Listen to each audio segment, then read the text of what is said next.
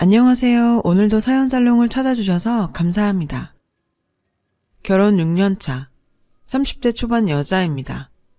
저는 어린 시절부터 친구들에게 난 내 삶이 가장 중요하다고 하며 인생 제대로 즐기고 30대 중반 이후에 결혼하겠노라고 말했어요. 그랬던 제가 대학 졸업하자마자 결혼을 선택한 건 친구들에게 평생 놀림거리가 되고 있죠. 24살 겨울 한 남자를 만나게 되면서 이런 결혼에 대한 제 생각이 완전 바뀌게 되었어요. 저는 그때 졸업을 앞두고 취업 준비가 한창이었어요. 그래서 영어학원을 다니게 되었거든요. 그곳에서 그를 만나게 되었죠. 대형 영어학원에서 토익 강사로 일하던 그는 명문대 출신의 인기 강사였습니다. 저도 그 수업을 수강하게 되었어요. 제가 영어 고자로 불릴 만큼 영어 실력이 형편없었거든요. 그때 저는 취업을 위해 토익 점수가 반드시 필요했습니다. 어느 때보다 열심히 공부했었는데요. 수강하는 3달 내내 수업만 끝나면 그에게 찾아가서 귀찮을 정도로 질문했고, 심지어 강사 휴게실까지 따라간 적도 한두 번이 아니었어요. 솔직히 제가 생각해도 너무 심했나 싶은 생각이 들 정도의 질문 공세였죠. 그는 항상 저처럼 질문해주는 학생을 좋아한다면서 부담 가지지 말고 계속 물어보라고 말해주더라고요.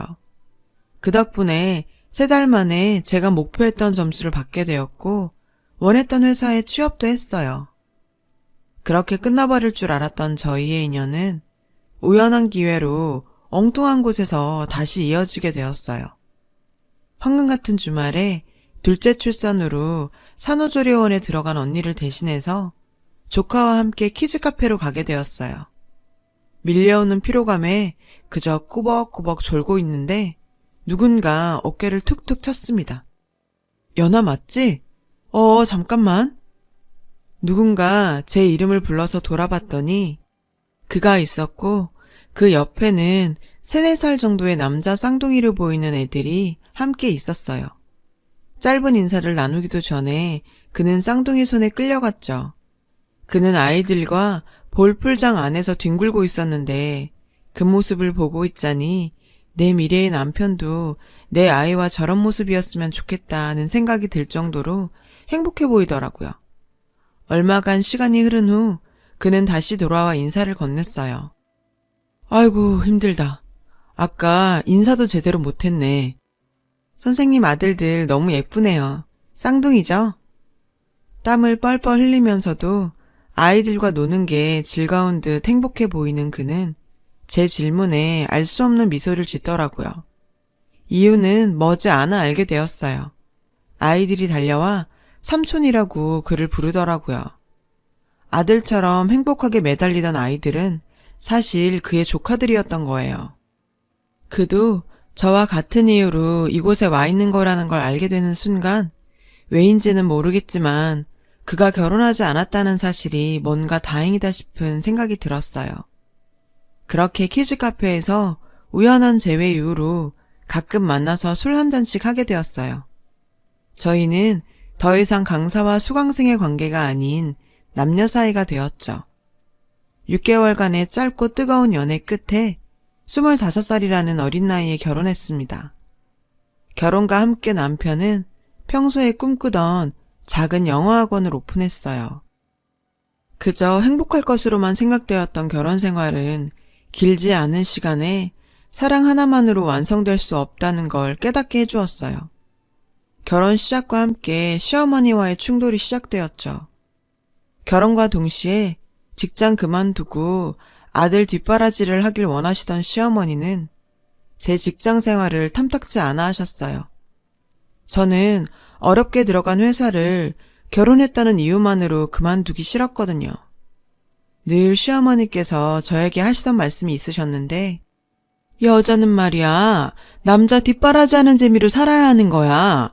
너는 여자가 왜 이리도 밖으로 나돌려고 하니, 여자답지 못하게? 아니, 자기 딸이 그렇게 열심히 노력해서 들어간 직장을 포기하라고 얘기하는 친정엄마가 있을까요? 시어머니는 시어머니인 거죠. 저는 이 말 들을 때마다 정말 시어머니고 뭐고 확 다 그만두고 싶은 생각까지 들 정도였어요. 시작 자체부터 어그러진 시어머니와의 관계는 개선될 기미 없이 계속 악화되었어요. 게다가 저보다 나이가 3살이나 많은 둘째 동서와의 비교는 날이 갈수록 심해졌는데요. 그래도 남편 하나 믿고 살고 있었어요. 결혼 3년 차 추석에 시어머니의 비교와 무시가 극에 달하는 일이 벌어지게 되었는데요. 저는 직업 특성상 추석 전날까지 근무해야 했었어요. 밤 늦게 되어서야 시댁을 방문하게 되었죠. 너 지금 올 거면 뭐하러 왔니? 둘째가 제사 음식 다 만들어놨으니 숟가락 얹으러 왔니? 그날 시어머니의 저를 향한 태도는 정말 차갑기 그지 없었죠. 물론 함께 음식 못 차린 건 죄송한 일이었지만 회사의 그 프로젝트도 그만두기 싫었습니다. 미리 잡힌 일정에 조정할 수 있는 동료도 없어서 스케줄 변경이 어려웠어요. 시어머니와 동서에게도 미리 연락해서 미안하다고 상품권까지 드렸는데 저렇게 말씀하시니 정말 기분이 몹시 좋지 않았어요. 면전에서 그러시는 통에 민망해서 주방 입구에 서서 쭈뼛쭈뼛대고 서 있었죠. 시어머니는 둘째 동서와의 비교를 멈추시지 않더라고요. 둘째 봐라. 집에서 남편 뒷바라지 하면서 내조 잘하니까 우리 둘째 사업이 날로 번창해 가는데 너는 꼴랑 얼마 번다고 여자가 바깥일 하러 다니니? 우리 장남 피죽도 못 얻어먹는지 삐쩍 골아서 일도 잘 안 풀리지 않니? 시어머니는 남편의 영어학원 수강생이 줄어드는 것까지 제 탓을 하며 원망하셨어요. 결혼할 때 혼수까지 거론하시면서 제 자존심을 짓밟으셨는데요. 너는 결혼할 때도 혼수 하나 제대로 안 해오더니 결혼하고 3년이 돼도 아직 맏며느리 역할을 못하는구나. 둘째 봐라. 친정이 빵빵하니 우리 둘째 아들 차도 바꿔주고.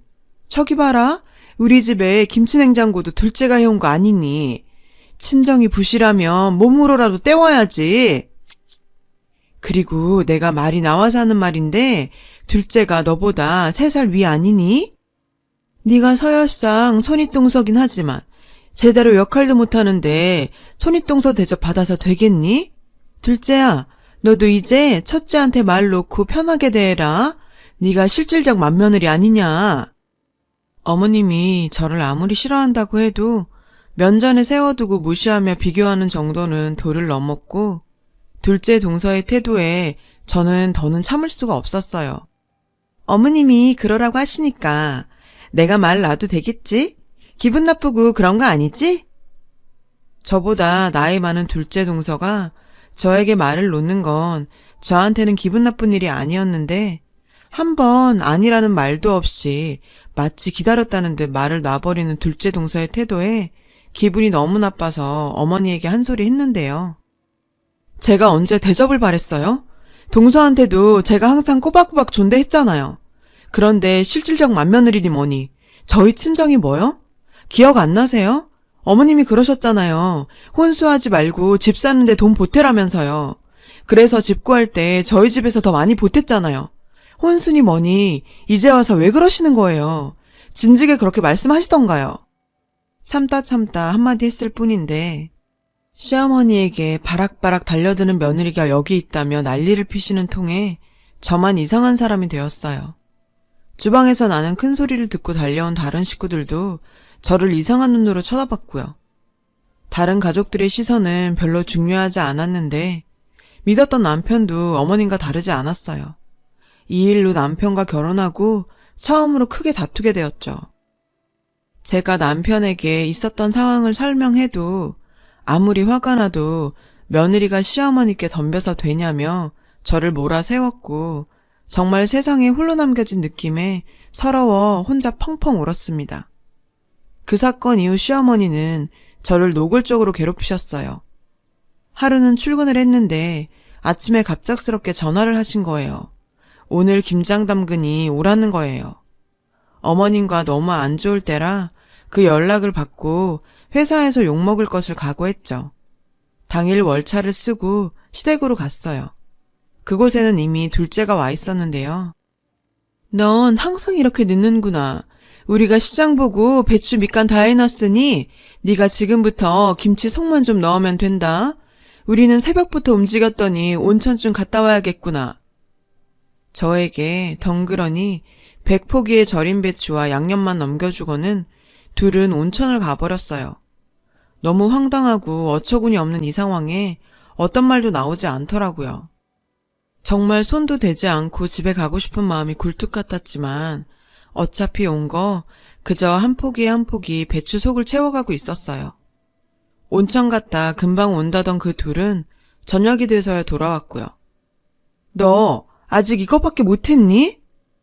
하루 종일 어디서 놀다 온 건지 하하호호 웃으면서 들어오는 시어머니 입에서 나온 한마디는 간신히 잡고 있던 제 이성의 끈을 끊어놓았어요. 들고 있던 김치를 바닥에 내팽겨 쳐버리고 집으로 돌아왔습니다. 그런 소식은 어찌나 빨리도 전달되는지 남편은 잔뜩 화난 표정으로 집으로 돌아왔죠. 어떻게 자기 엄마한테 그럴 수 있냐며 소리를 질러댔어요. 내가 지금까지 알던 그 남자가 맞나 싶더라고요. 김장 사건 이후 저는 시댁 쪽은 쳐다보기도 싫어서 그 후 한 번도 시댁을 방문하지 않았어요. 그 때문에 남편과 갈등이 심해졌고 저희 관계도 이전 같진 않아졌죠. 그래도 예쁜 딸 혜리까지 있는 상황에서 무책임하게 이혼하고 싶지는 않았어요. 시간은 모든 걸 치유하는 가장 좋은 약이라고 했죠. 시댁 식구들과 부딪히는 일이 없어지니 남편과 제 사이도 조금씩 회복해가는 듯 했어요. 시어머니에 대한 분노가 점점 옅어질 때쯤 시아버지의 급성 간부전 소식이 전해졌습니다. 1년 만에 병원에서 시댁 식구들과 마주하게 되었어요. 늘 건강하시던 시아버지의 얼굴은 잿빛으로 변해 있었어요. 그나마 시댁에서 시아버지는 저를 며느리로 대해주셨던 분인데요. 늘 크게 말은 없으셨지만 뒤에서 항상 응원해 주셨고 김장 사건 있던 날에도 전화 주셔서 본인이 시어머니에게 한마디 하겠다며 저를 위로해 주시던 분이었어요. 그렇게 잿빛이 된 얼굴을 보니 마음이 좋지 않더라고요. 시어머니께서는 하루라도 빨리 간이식을 받아야 살 수 있다면서 가족 모두 간이식 적합성 검사를 받자며 동의서를 내미시더라고요. 그때까지만 해도 내가 설마 맞겠어? 맞아도 아들들이 맞겠지라는 생각을 하며 동의하고 검사를 받았어요. 그리고 얼마 지나지 않아 시어머니께서는 저를 고급 한정식집으로 불렀어요. 그곳에는 남편과 둘째 도련님까지 모두 와 있었는데요. 우리 첫째, 그동안 많이 섭섭했지? 많이 먹어라. 내가 네가 맏며느리로서 좀 더 잘해주길 바래서 그랬던 거지. 네가 미워서 그런 거 아니다. 결혼하고 한 번도 없었던 시어머니의 태도에 뭔가 불길한 기분이 들었고 그 불길함의 이유를 금방 알게 되었죠.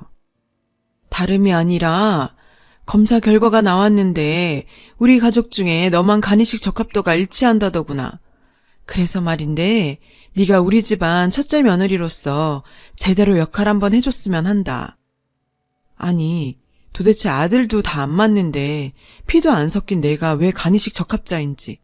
게다가 첫째 며느리로서의 역할이라니. 시아버지가 안타까운 건 사실이었지만 솔직히 제 목숨 걸고 간이식까지 해야 하는 게 이 상황이 맞나? 라는 생각이 들어 대답을 못하고 있었습니다. 그래, 네가 해줄 줄 알았다. 일단 사람 살려놓고 생각하자. 내가 앞으로 잘 하마. 제 대답은 듣지도 않고 간이식을 결정해버리는 시어머니와 정말 고맙다며 제 손을 꼭 잡는 남편과 도련님. 제가 당장 간이식을 안 해주면 시아버지가 언제 죽을지 모른다는 그 상황에서 안 하겠다는 말이 입에서 나오지 않더라고요. 마음속이 복잡했던 제 생각과 별개로 어영부영 추가 검사까지 받고 간 이식 수술 날짜까지 정해져 버렸어요. 이제는 되돌리기에도 너무 늦어버린 상황에서 정말 그냥 도망갈까 생각까지 했었죠. 시아버지께서 저를 부르시더군요. 아가야, 네 마음은 고맙긴 하지만 나는 살 만큼 살았다. 간 이식 안 해줘도 된다. 해준 것도 없는 시애비가 염치도 없이. 너는 꽃같은 이 인생 살아야 하지 않겠니? 그 말을 듣는데 사람 하나 일단 살려놓고 생각하자 하고 결심하게 되었어요. 시아버지만이 제 마음을 이해해 주셨죠. 조금 떼어준다고 죽는 것도 아니고 나 아니면 돌아가신다는데 그렇게 제 마음을 굳혔습니다. 그렇게 간이식 수술을 무사히 받게 되었어요. 눈을 떴을 때는 중환자실에 누워 있었어요. 제가 젊다고는 하지만 생간을 떼내는 수술을 받으니 몸이 정상이 아니었고 2주 동안 병원에 입원해 있었어요. 다행히 시아버지도 제 간이 거부 반응 없이 잘 회복되고 있다고 했어요. 그리고 일반 병실로 옮겨 회복하고 있던 저는 바람 쐬러 나가는 길에 전공의들이 말하는 이상한 소리를 듣게 되었어요. 그리고 정말 너무 큰 충격에 빠지게 되었는데요. 605 간이식한 환자 참 효부야 효부. 자기 아들들도 다 안 주겠다는 간을 며느리가 선뜻 내주네. 정말 나라면 못한다 못해. 605호는 제 병실 번호였고 그들이 말하는 대상이 저라는 걸 금방 알아차릴 수 있었죠. 정말 손발이 부들부들 떨리고 머리에 핏대가 바짝 서는 기분이었어요. 그 길로 시아버지가 입원해 있는 병실로 갔더니 시어머니와 남편, 둘째 도련님 부부, 막내 아가씨까지 한자리에 모여 있었어요. 당신들 나한테 무슨 짓을 한 거야? 나만 적합하다면서. 그래서 내가 안 해주면 아버님 돌아가신다면서. 근데 너희 아들도 적합했다면서. 너희들도 아버님한테 간 줄 수 있었다면서. 벌겋게 상기된 얼굴로 소리치는 제 모습에 당황한 듯한 시댁 식구들이었는데 얘야, 너는 기왕 잘 줘놓고 이제 와서 그게 무슨 의미가 있어. 어디서 무슨 소리를 들은 건지 모르겠지만 다 잊어라. 이미 지나간 일 아니니?